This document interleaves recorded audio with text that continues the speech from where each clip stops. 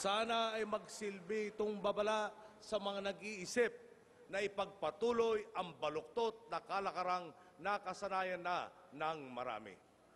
Sa mga kapuspalad nating mga kababayan, ngayon ang pamahalaan ang inyong kampyon. Hindi natin ipagpapaliban ang mga pangangailangan ng ating mga estudyante. Kaya't sisikapin nating punan ang kakulangan sa ating mga silid-aralan.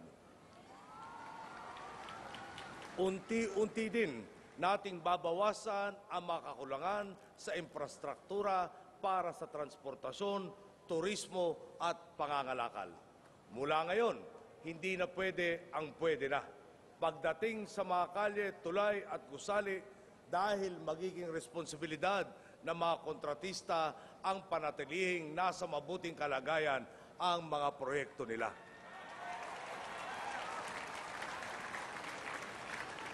Bubuhayin natin ang programang Emergency Employment ng dating Pangulong Corazon Aquino sa pagtatayo ng mga bagong infrastruktura na ito.